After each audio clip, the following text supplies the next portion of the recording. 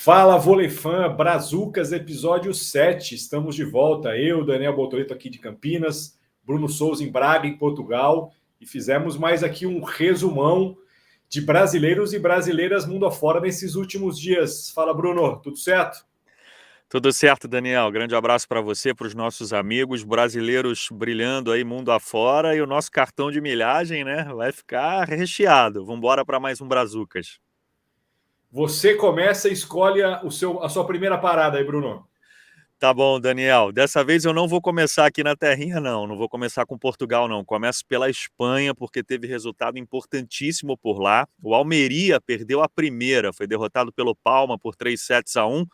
E com isso, Guaguas dos brasileiros Paulo Renan e Guilherme Raj acabou assumindo a liderança da competição. Eles enfrentaram o Lanterna, o San Sandurninho, 3-0, né? Um resultado que já era até esperado pelo que o Guaguas vinha apresentando. Além dos brasileiros, esse time tem o Escobar, né, o cubano, que jogou aqui no nosso voleibol no Minas. O Brazuca que mais se destacou foi o Marcos Vinícius, do time derrotado, viu, Daniel? Ele marcou 10 pontos. O Marcos Vinícius é um ponteiro muito promissor, ele tem 20 anos de idade apenas. Ele defendeu Minas e o SESI São Paulo antes de se transferir para o voleibol espanhol. Então, mudança de liderança na Espanha, agora o Guaguas ultrapassando o Almeria. Outro resultado da rodada, a gente está falando da 15ª rodada, o Manacor acabou derrotado.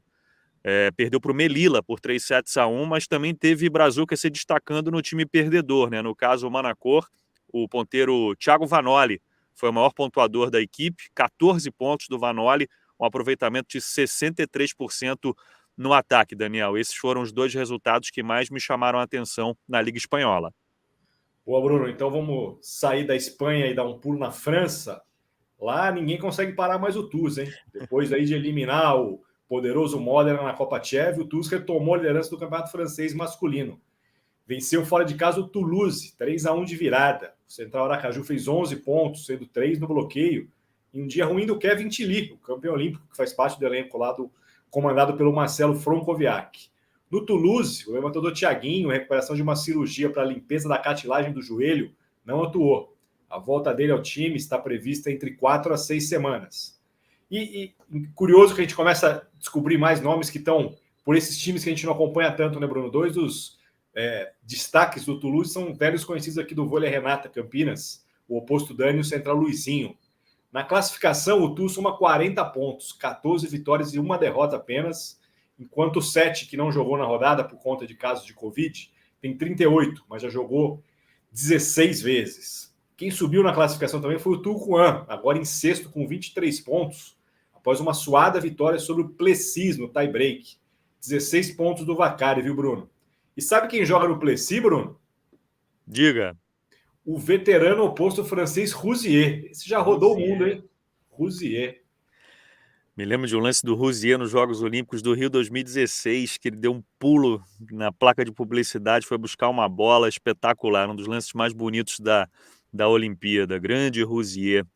Bom, vamos voar agora para a República Tcheca. E República Tcheca a gente sempre fala dele, né? Do ponteiro Lucas Madalós, mas a equipe do Pribram tinha um desafio muito complicado pela frente, uma missão difícil porque enfrentou o líder da competição, o Budejovic, e acabou perdendo por 3-0. Apesar do resultado negativo, Daniel, o Madalós, ele foi o segundo maior pontuador do Pribram com 7 acertos, uma eficiência no passe de 56%. Se a galera recuperar os episódios anteriores aqui do Brazucas, vai perceber que a gente fala sempre do Madalós muito consistente na recepção. O Pribram, time do brasileiro, caiu um pouquinho na tabela, agora é o quarto colocado na República Tcheca, Daniel.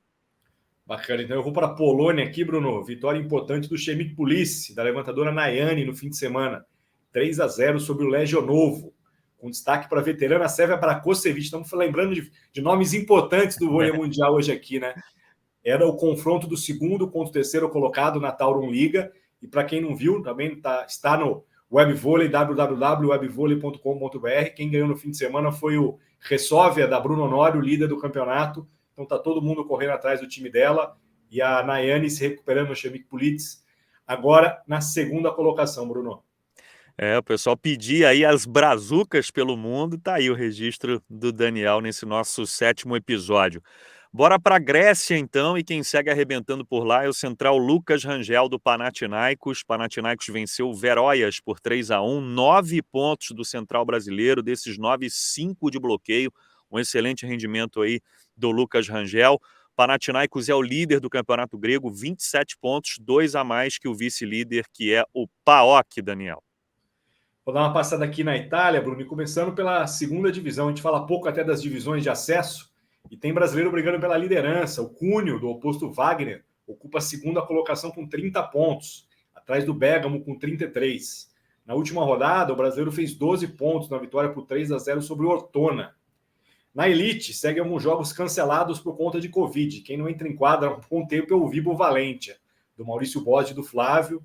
Na volta, e provavelmente já com o Nishida já recuperado em boa forma, o time precisará emendar uma sequência de vitórias para sair do incômodo penúltimo lugar, né, Bruno?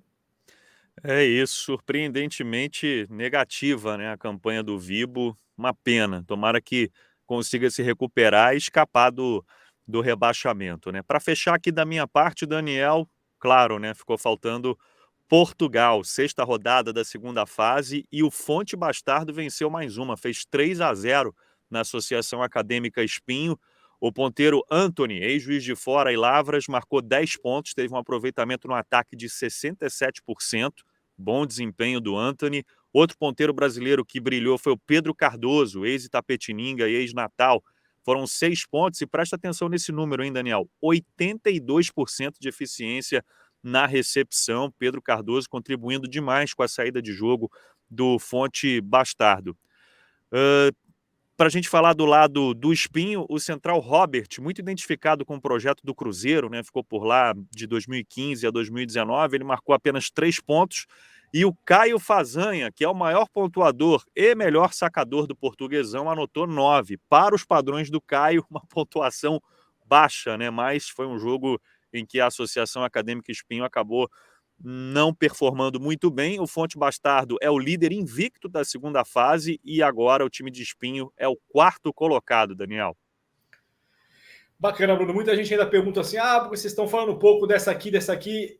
Só lembrando, gente, que muitos textos sobre brasileiros que estão jogando no exterior estão no webvôlei. Então, assim, final de semana foi um final de semana de Vakif Bank Fenerbahçe na Turquia. Tivemos ali Gabi, Ana Cristina. Então, assim, vários dos brazucas a gente já acompanha em outra plataforma. Então, assim, quando você desligar aqui, dá uma clicada no webvôlei.com.br, você vai ver lá sobre campeonato turco. Teve vitória do Civitanova com uma sequência incrível de saques do Zaitsev, 5 aces, Zaitsev e Lucarelli jogando juntos. Então, assim, se vocês acham que a gente esqueceu alguma coisa, é quase impossível também cobrir todo o brazuca que está fora do país atualmente. Mas dá uma clicada lá. Comentamos aqui nos bastidores, né, Bruno? A gente consegue fazer um programa hoje mais encopado por conta de jogos que acontecem, mas a Covid segue atrapalhando. Assim, só para dar um panorama geral para vocês, esse meio de semana teríamos uma rodada cheia de Champions, mas vários jogos não acontecerão por conta da Covid. Então, nesses jogos, e aí chega aquela complicação, né, Bruno? Já não tem mais calendário para empurrar. Então, os jogos não estão sendo mais remarcados. Quem está com Covid está perdendo para o WO. E nessa, quem se deu mal foi o Benfica, né? Dessa longa lista de brasileiros comandados pelo Marcel Mattes. Não vai conseguir enfrentar o Berlim da Alemanha, então WO consumado. E outro que, nesse caso, ganha para o WO é o Perugia, líder do italiano, time do Leão, Matt Anderson e companhia.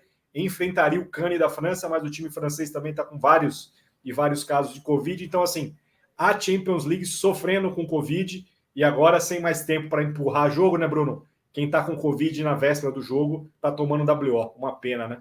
É verdade, uma pena realmente. E lembrar os nossos amigos para ficar de olho aqui no canal, deixar o like nesse conteúdo, compartilhar esse episódio do Brazucas nas redes sociais e se inscrever no nosso canal. Semana a gente vai ter a nossa live ou nossas lives, né, com muita informação. Uma semana importante para o voleibol nacional também. Enfim, a gente espera aí todos vocês para que a gente possa continuar crescendo. Muito obrigado a você mais uma vez, Daniel.